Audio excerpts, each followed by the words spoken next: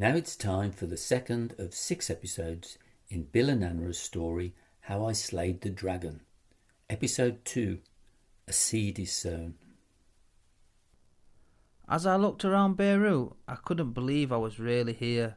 With prison kit in hand, we all know the kit. Blue plastic plate, cup, bowl, knife, fork and spoon, green sheets and orange itchy and scratchy. I was lucky that for the first 2 months I was padded up with the same guy I got maced with in the sweatbox. That helped a lot. I reckon about 80% of handling your prison time is dependent on whether you get on with your cellie. More about that later. Anyway, I found myself on C4 26, right on the top tier, as far back as you could go on the wing. That first 20-day gracing period was awful. I only had the clothes I came into prison with, nothing else. I needed everything. I knew I'd have to box off this IEP scheme, basic, standard and enhanced. But for now, I just wanted my bunk. The first few weeks were a bit of a blur. I couldn't even eat the food to start with. Okay, I was withdrawing, but still I thought it was an absolute piss take the prison getting away with serving that stuff. You guys know what I mean. On association, it was proper like being in the dark ages. If you wanted to do anything, you had to make an app, and it was all done on paper, so it took forever. The mornings were the worst, getting down to the meds queue. And as you know, most of the people there need their meth. The queue stretched back 25 plus man deep. I used to hate being in that meds line with a passion, but I had to just ride it.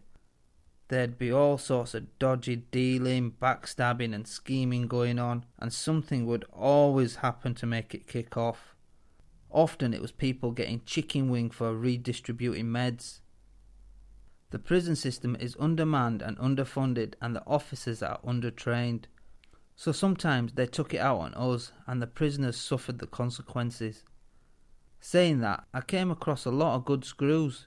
I rarely had problems. As I was on Beirut, I had to make the most of it. That meant just making things as good as they could be. At least my padmate was okay. We got on and had things in common. Neither of us were in good physical shape, so we helped each other. Every day was Groundhog Day. All I knew is that I wanted to change and was ready for anything to make that happen. Soon I got stable on 30 mils of meth. I applied for work and started an education course. I did an IAG level 2 course and soon became a mentor. Yes, me, a mentor.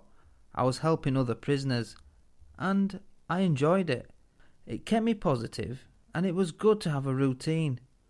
As we all know, routine is key. Even so, whatever you do, going on courses or not, working or not, it's a daily struggle, it really is.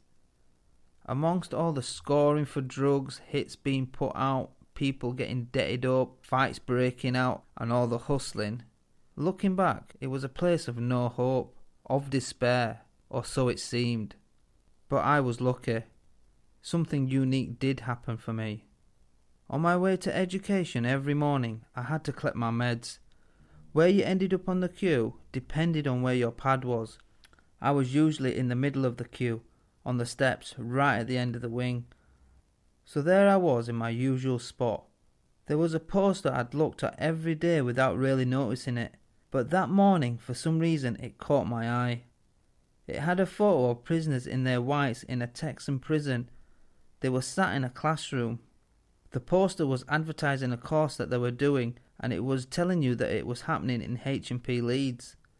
The course they were offering had interactive workshops on different themes. It was these themes that caught my imagination. I can tell you now what they were. There were 10. There were peace, appreciation, inner strength, self-awareness, clarity, understanding, dignity, choice, hope and contentment. I thought, I'll have a bit of that. As usual with all posters, it was ripped up here and there by prisoners to make their notes amongst other stuff. But luckily, I could make out the information I needed. To join it, I had to put in a general app to catch 22. So I got my meds, put in the app and didn't think anything more about it. It was 4 weeks later when Officer Matt came to my pad.